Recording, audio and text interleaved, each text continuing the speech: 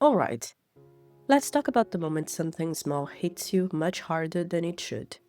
A simple tone shift, a delayed reply, a look that feels slightly off, and suddenly your chest tightens, or your stomach drops, or you feel a surge of anger that doesn't match the situation. Nothing catastrophic happened, but your body reacts as if something serious just did. That reaction isn't random, and it isn't dramatic, it's a trigger. Most people think a trigger means someone pushed your buttons. But a trigger is not the event itself. It is your nervous system recognizing a pattern before your conscious mind has time to evaluate it. It is your body saying, I have been here before, even when your thinking mind insists, this is different. Welcome to Spark, a place for healing. Today we're going to break down what a trigger actually is, why it feels disproportionate, why logic doesn't stop it, and why it tends to activate most intensely in the relationships that matter to you. This is not about being overly sensitive. It is about unresolved activation that never fully completed itself. And once you understand the mechanism, you stop attacking your reaction and start understanding the memory underneath it. A trigger happens when something in the present resembles something from your past, not necessarily in storyline, but in sensation. It might be a tone of voice, a certain facial tension, a shift in emotional energy. Your nervous system does not track context the way your thinking mind does. It tracks similarity, and when it detects something familiar, it prepares you for what happened last time. When something overwhelming happened in your past, and you could not fight, you could not leave, you could not fully express what you felt, the stress response did not fully resolve. The body began an activation sequence that never completed itself.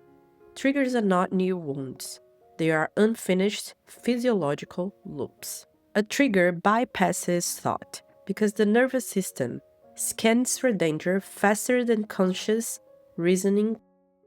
By the time you're thinking, your body has already reacted.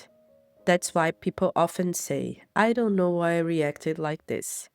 You reacted first, you understood later. In a triggered moment, your body is not responding only to what is happening right now. It is responding to what happened then, as if it's happening again. Time collapses. The present moment becomes layered with the emotional charge of the past, and your system prepares for an outcome that may not even be relevant anymore. Triggers feel bigger than the event because they carry historical weight. It is not just this comment, it is every similar comment that once carried threat. It is not just this disagreement, it is every past disagreement that led to withdrawal, criticism, or loss. The intensity does not come from the present alone, it comes from accumulated meaning.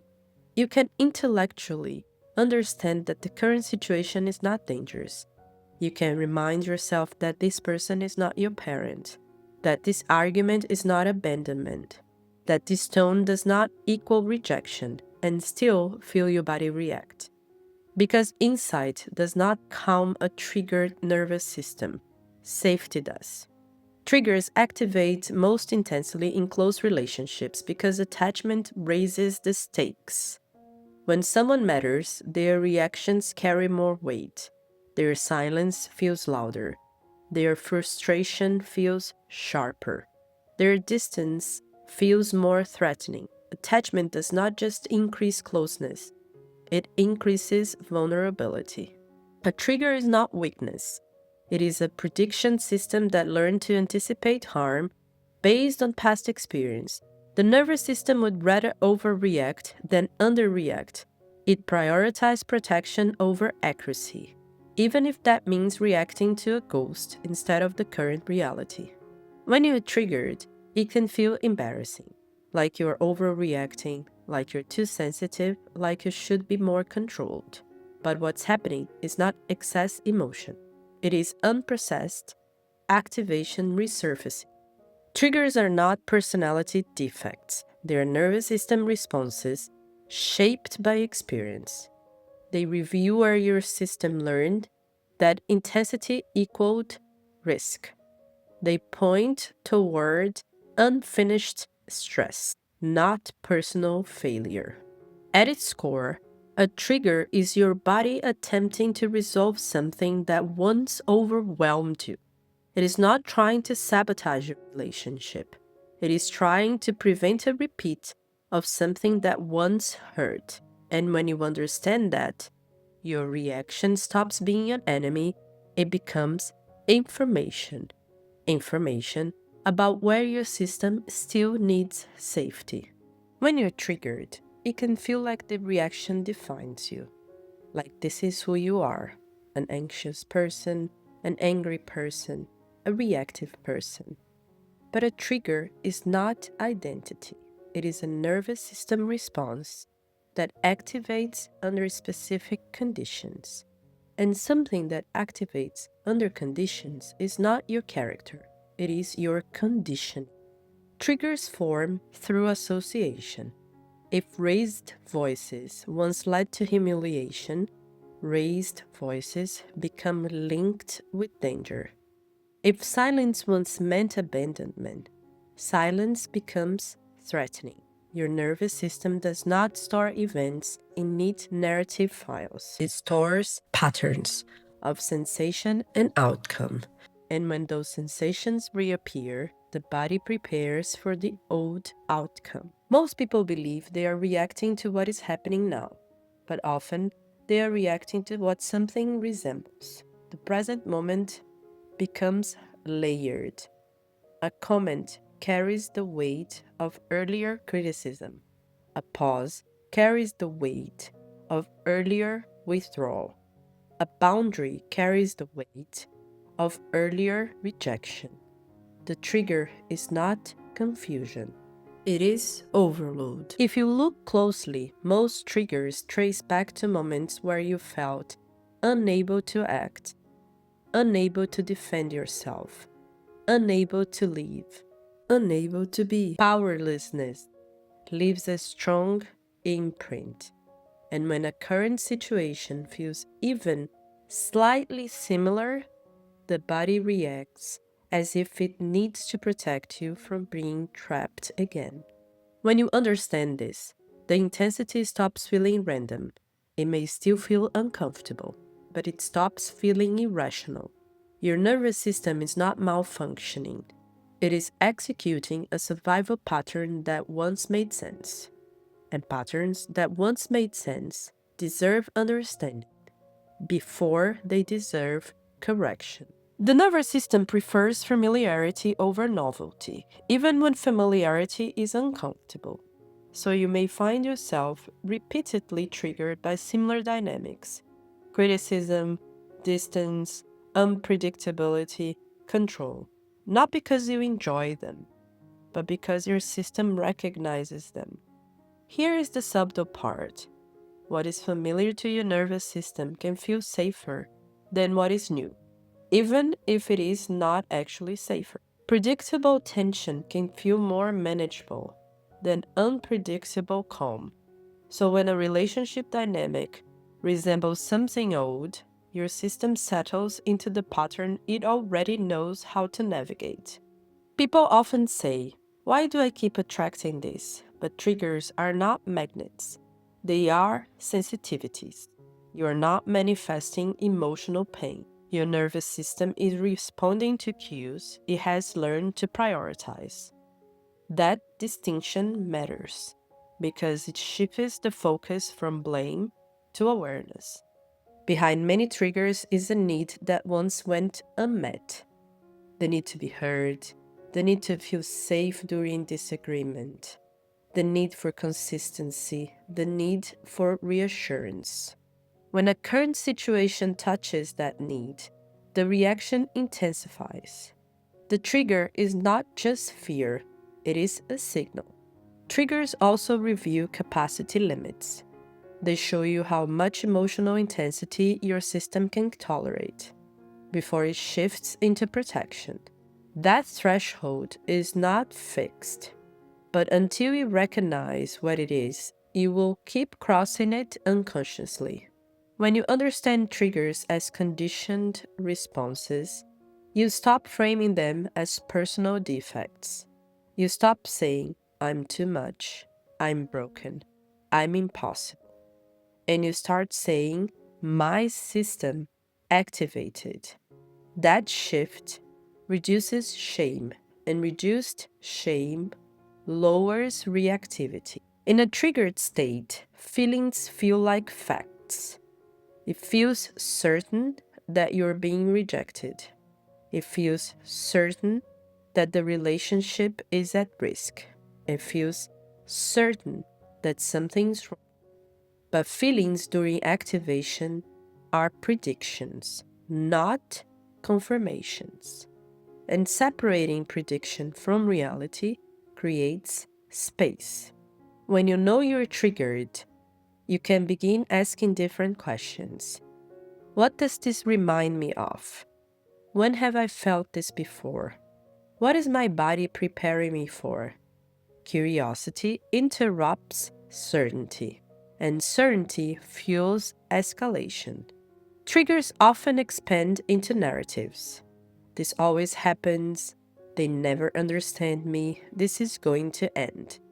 But once you recognize activation, you can pause the storyline. You can say, this might be my system amplifying this. And amplification is not the same as reality. The purpose of understanding triggers is not to eliminate them. It is to restore choice inside them. When you can recognize this is activation, you're no longer fully inside the reaction. You are observing it. And observation is the first layer of regulation. From there, capacity can expand. The first step is not fixing the conversation. It is recognizing that you are activated. You will feel it in your body before you name it. Your breathing changes, your chest tightens, your thoughts accelerate or go blank, your tone sharpens or flattens. That shift is your signal. If you can say to yourself, this is activation, you are already one step out of it. Most triggered reactions move in two directions: escalation or withdrawal. Instead of arguing harder or disappearing emotionally, pause, but stay present. You can say, I need a second. I'm feeling activated. I want to respond well. A pause is not abandonment, it is containment. When you are triggered, logic will not calm you. Your body needs signals of safety. Slow your breathing intentionally. Lengthen your exhale. Drop your shoulders. Unclench your jaw. These small shifts tell your nervous system that the current moment is survivable. Regulation precedes clarity. Once your body settles slightly, ask yourself one question. Is this about now, or does this feel older? You do not need a full childhood analysis. Just noticing that something feels familiar creates distance, and distance reduces intensity. When you're triggered, your mind will produce a fast interpretation. They don't care. This is going to end. They are attacking me. Those interpretations may feel true, but in an activated state, your brain is predicting, not evaluating. Give yourself time before deciding what the situation means. Triggers intensify in silence. When possible, say what is happening in simple language. I'm feeling more reactive than I expected. This feels bigger than it probably is. I'm getting flooded.